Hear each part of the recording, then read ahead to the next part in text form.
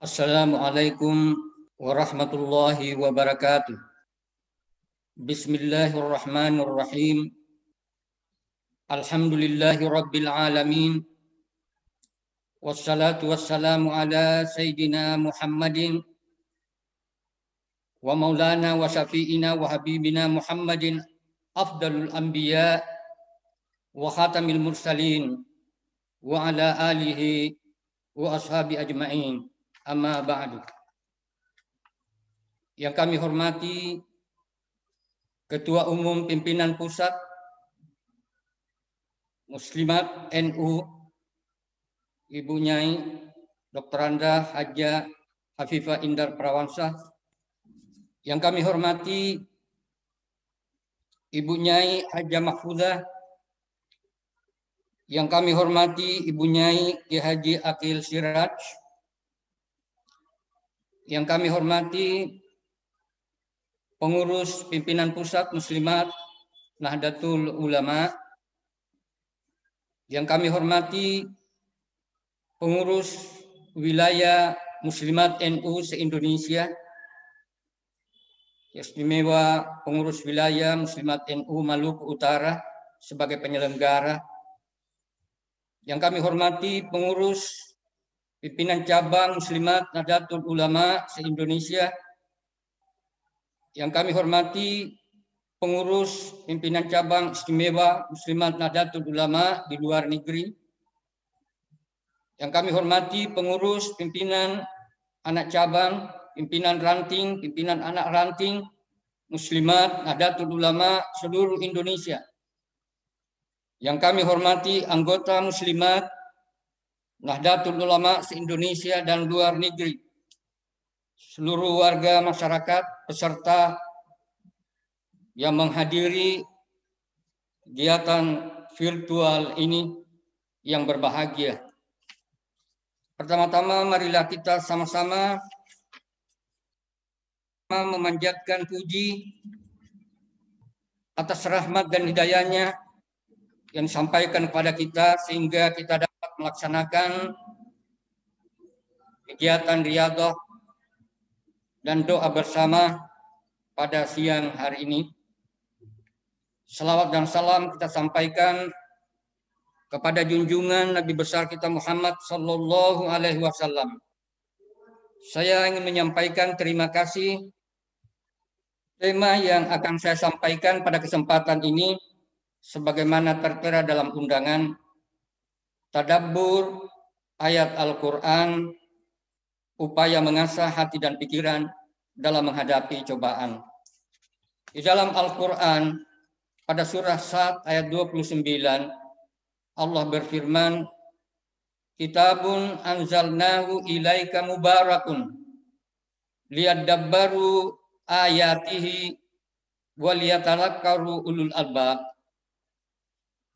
Al-Quran yang kami turunkan kepadamu penuh berkah, agar mereka mentadabburi ayat-ayatnya dan mereka yang menggunakan akal mendapatkan pelajaran. Dari ayat ini dapat kita pahami bahwa mentadabburi Al-Quran bukan hanya membaca, bukan hanya menghafal, tetapi kita berusaha merenungi, menghayati, mendapatkan pelajaran yang ada di dalamnya.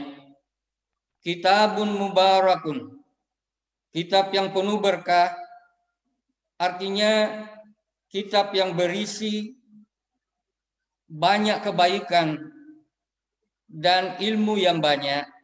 Al-Quran di dalam berbagai penjelasannya menyebutkan bahwa kita sebagai muslim seharusnya sejatinya selalu berupaya mentadabburi, menghayati ayat-ayat Al-Quran dalam rangka mengasah hati dan pikiran kita untuk lebih mendekatkan diri kepada Allah Subhanahu wa Ta'ala. Pada dasarnya, sejak bangun pagi kita sudah diedukasi oleh Al-Quran.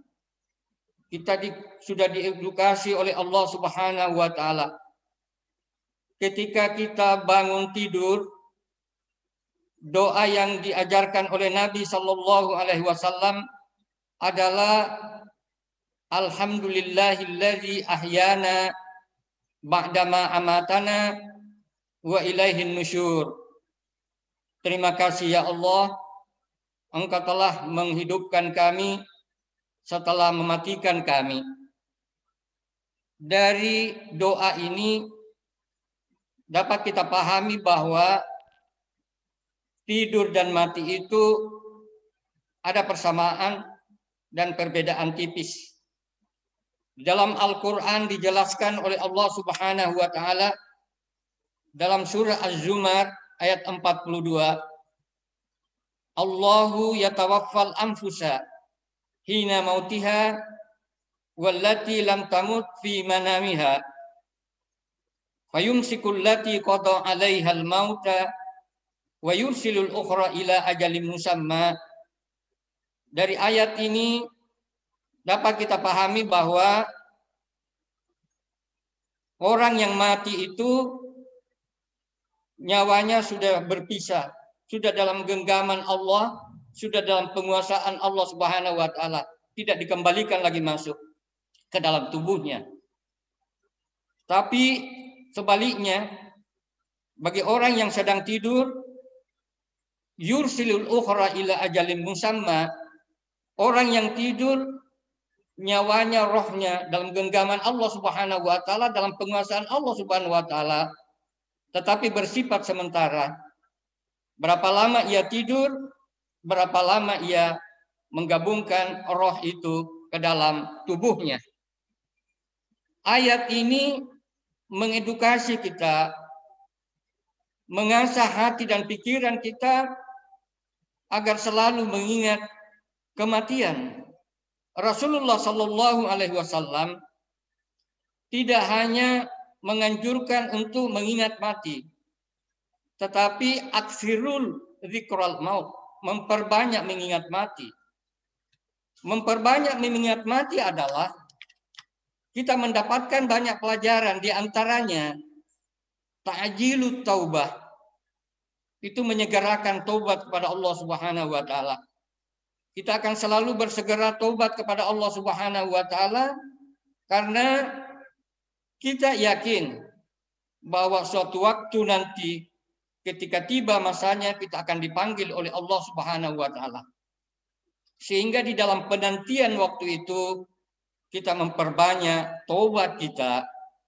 Yang kedua, orang yang selalu mengingat kematian, qanaatul qalbi, hatinya merasa puas, hatinya merasa tenang, hatinya merasa damai karena tidak ada beban, selalu dekat kepada Allah Subhanahu wa Ta'ala. Yang ketiga, nasyatul ibadah, rajin beribadah kepada Allah Subhanahu wa Ta'ala, rajin bersilaturahmi, rajin menjaga hubungan kepada Allah dan hubungan kepada sesama manusia. Ibu-ibu muslimat yang berbahagia, tapi sebaliknya, ketika seseorang tidak mengingat kematian, maka ada tiga yang dapat dirasakan, dapat diperoleh. Yang pertama, taswifut taubah, itu menunda taubat karena menganggap bahwa umurnya masih muda, kesempatannya masih banyak, sehingga menunda waktunya untuk bertobat kepada Allah Subhanahu wa Ta'ala. Yang kedua, at-tama'u fid dunya, serakah terhadap dunia. Orang yang seperti ini sangat sulit berbagi kepada sesama. Dan yang ketiga, at-takasulu anil ibadah, malas beribadah. Ini kematian ini mengasah hati dan pikiran kita agar kita selalu mendekatkan diri kepada Allah Subhanahu wa Ta'ala.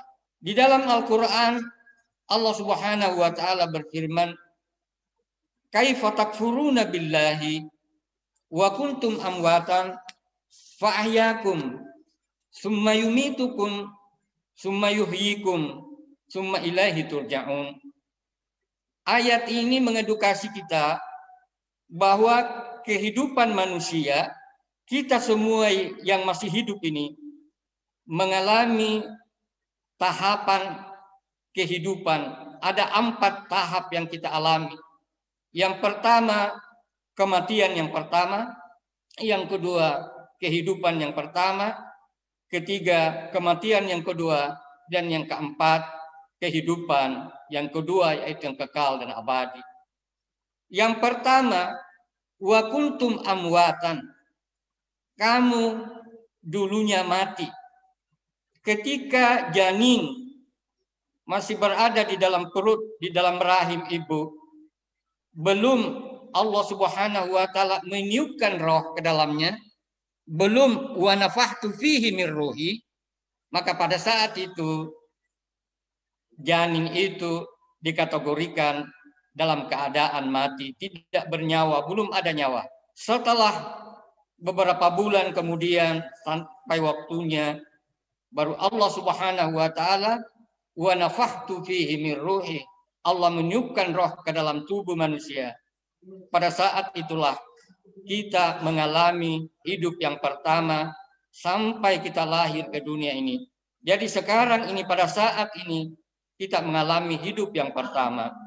Suatu waktu nanti kita akan mengalami mati yang kedua, yaitu ketika ajal telah tiba.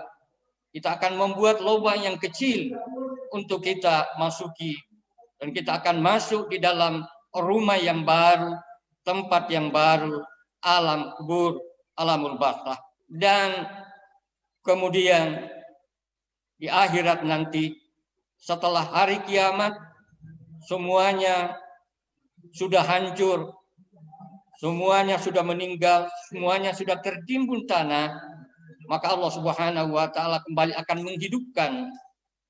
Kita akan dihidupkan kembali. Ibu-ibu muslimat yang berbahagia, apa artinya ini? Ayat ini mengajarkan kepada kita agar kita selalu mempersiapkan diri yang lebih baik.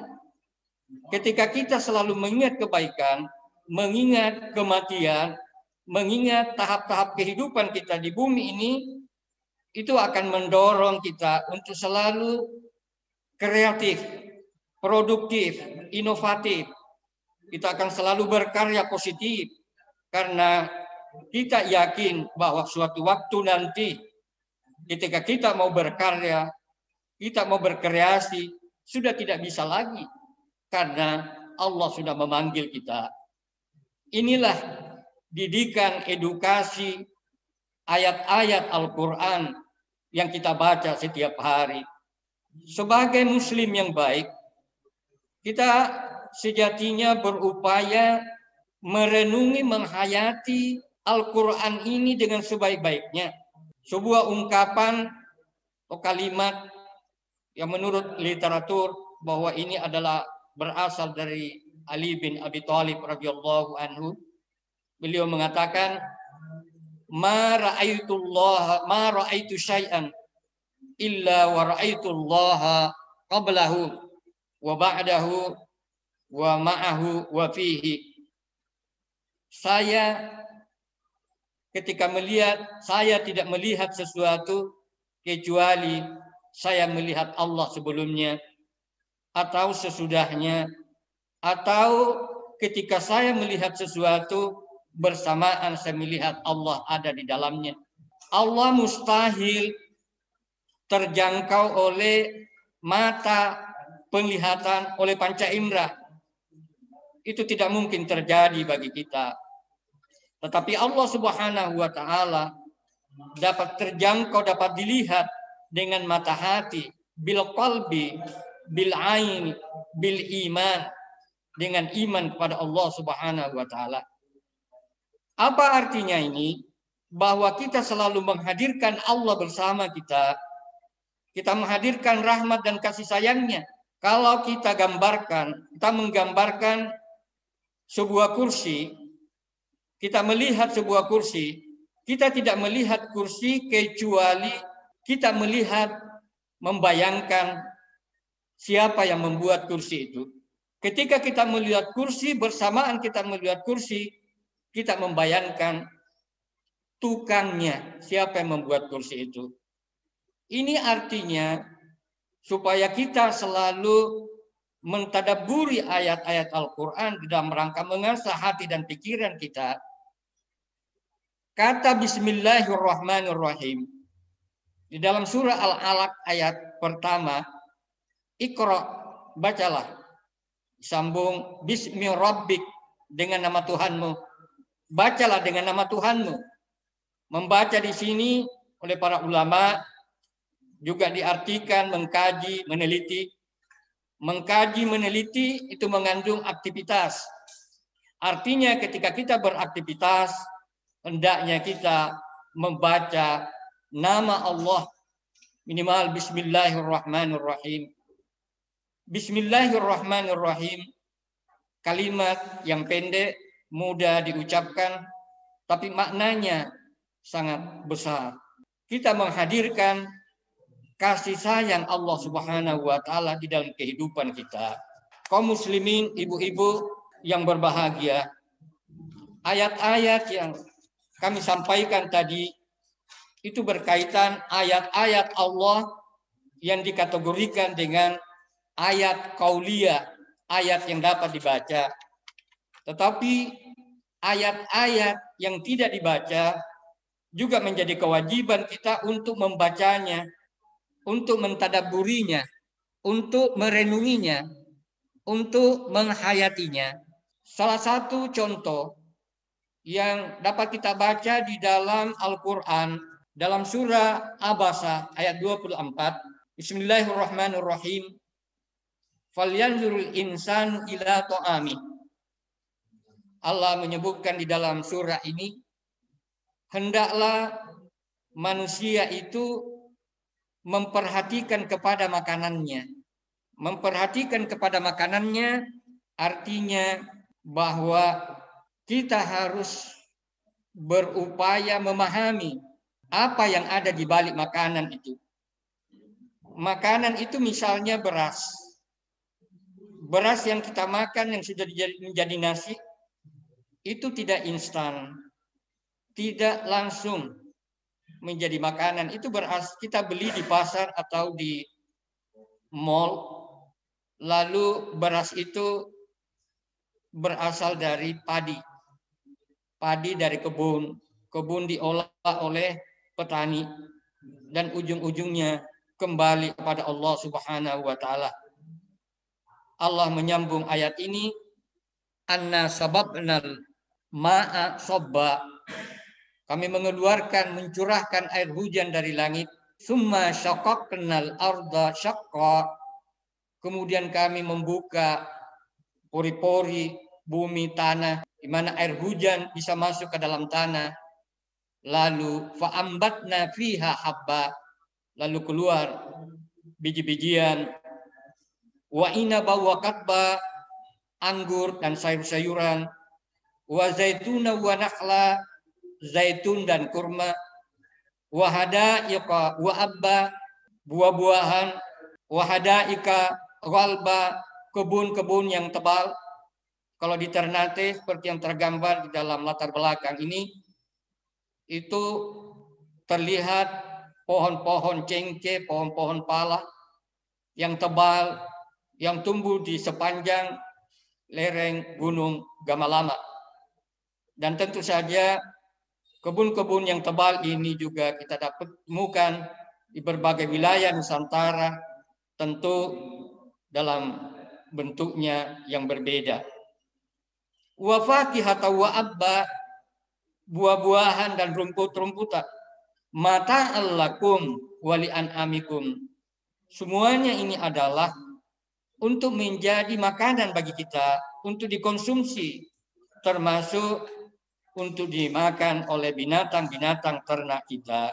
Ayat-ayat qauliyah, ayat-ayat Al-Quran ini sekaligus menggambarkan ayat-ayat kauniyah, yaitu makanan. Dari ayat-ayat makanan ini mengasah, mengedukasi kita untuk mengetahui tajalliyat al-asma al-husna. Bahwa apa yang kita makan, penciptaan langit dan bumi dan lain-lain, itu adalah penampakan sifat-sifat Allah Subhanahu wa taala. Dengan mengetahui sifat-sifat Allah Subhanahu wa taala yang ada di sekitar kita, tentu saja membuat hati ini menjadi kuat. Kita akan menjadi orang yang beriman yang sungguh-sungguh. Hati apa yang dinyatakan oleh hati, kemudian diucapkan oleh lisan, lalu dibuktikan oleh perbuatan, itulah yang disebut orang yang beriman. Di dalam Al-Quran, orang yang beriman selalu digandengkan dengan kata amal saleh. Walladzina amanu wa amilus salihati hum ulaika ashabul jannah hum fiha khalidun. Orang yang beriman dan beramal saleh adalah penghuni surga, mereka kekal di dalamnya. Ini semua mengedukasi kita untuk selalu memperkuat iman dan takwa kita kepada Allah Subhanahu wa taala. Ibu-ibu muslimat yang berbahagia, ayat lainnya bahwa kita sebagai manusia tidak akan luput dari cobaan dan tantangan hidup.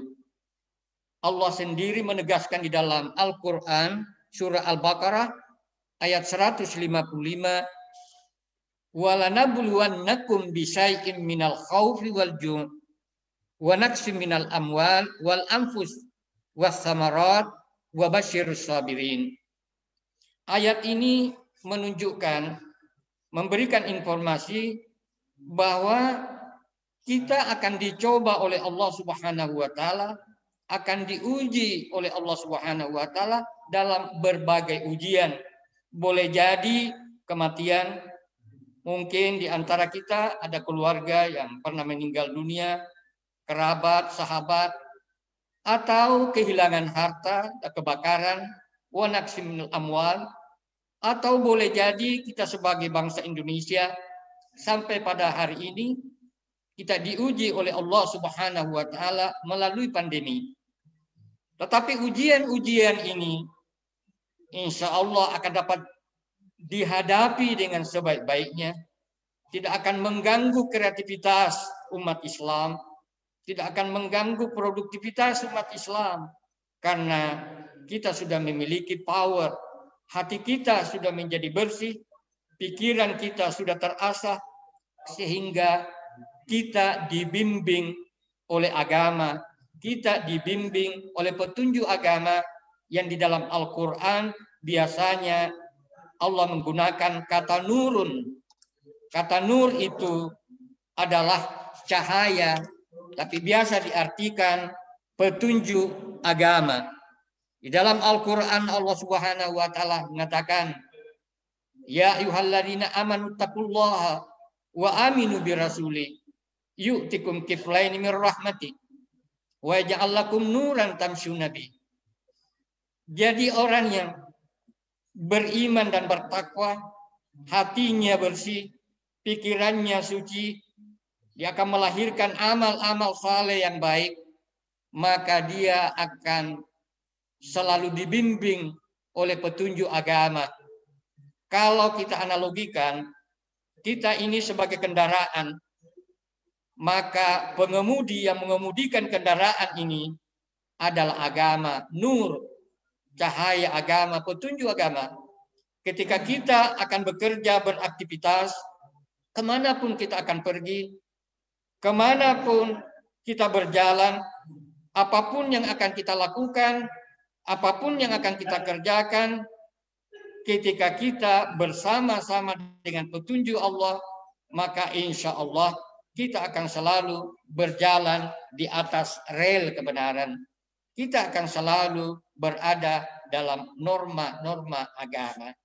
Disinilah fungsi Al-Quran, baik ayat-ayat kauniyah maupun ayat-ayat kauniyah yang mengedukasi dan mengajarkan kepada kita agar kita selalu menjadi kuat, kuat fisik, kuat rohani, kuat pikiran, sehingga tantangan dan cobaan apapun yang kita hadapi, insya Allah kita akan dapat menghadapinya dengan sebaik-baiknya. Saya kira demikian yang dapat kami sampaikan. Semoga bermanfaat. Sebelumnya, mari kita tutup kegiatan ini dengan sama-sama membaca doa. Semoga Allah Subhanahu wa Ta'ala meridai apa yang kita lakukan pada siang hari ini sampai pada saat ini. Al-Fatihah. Bismillahirrahmanirrahim. Alhamdulillahi Rabbil Alamin. Ar-Rahmanir Rahim. Malik Yaumiddin. Iyyaka na'budu wa iyyaka nasta'in. Ihdinas siratal mustaqim. Siratal ladzina an'amta 'alaihim ghairil maghdubi 'alaihim waladdallin. Allahumma lakal hamdu hatta tarda. Walakal hamdu idza radita. Walakal hamdu ba'da ridha. Walhamdu wasyukru laka daiman wa abada ala ni'amik. Allahumma lakal hamdu wasyukru adada ma fis samawati wal ard wa ma bainahuma wa ma wara'a dzalik. Allahumma shalli ala sayidina Muhammadin as-sabiqi lil khalqi nuruhu wa rahmatun lil alamin zuhur wa rahmatun lil alamin tuhuruhu adada man madha min khalqika wa man baqiya wa man sa'ida minhum wa man syakiya salatan tastariqul haddu wa tuhitu bil had salatan la ghayata laha wa la muntaha wa lan qida salatan daimatan bidawamika wa ala alihi wa sahbihi wa sallim tasliman misla dzalik. Allahumma allimna ma jahilna wa dzakkirna ma nasina. Allahumma allimna ma yanfa'una wa anfa'na bima 'allamtana. Allahumma arinal haqqa haqqa warzuqna ittiba'ah wa arinal batila batila warzuqna ijtinaba. Allahumma ja'alna min ibadikal muttaqin al mukhlisin al muhsinin as-salihin al mu'minin al dzakirin asy-syakirin al hamidin al mustaghfirin. Rabbana zalamna anfusana wa illam taghfir lana wa tarhamna lanakunanna minal khasirin. Rabbana atina fid dunya hasanah wa fil akhirati hasanah wa qina adzabannar. Wa sallallahu ala sayidina Muhammadin wa ala alihi wa sahbihi wa baraka wa sallam. Walhamdulillahi rabbil alamin. Al-Fatihah. Bismillahirrahmanirrahim. Alhamdulillahi rabbil alamin. Ar-Rahmanir Rahim. Malik yaumiddin. Iyyaka na'budu wa iyyaka nasta'in. Ihdinas siratal mustaqim. Siratal ladzina an'amta 'alaihim ghairil maghdubi 'alaihim waladdallin. Wallahul muwaffiq ila aqwamit thoriq. Wassalamu alaikum warahmatullahi wabarakatuh.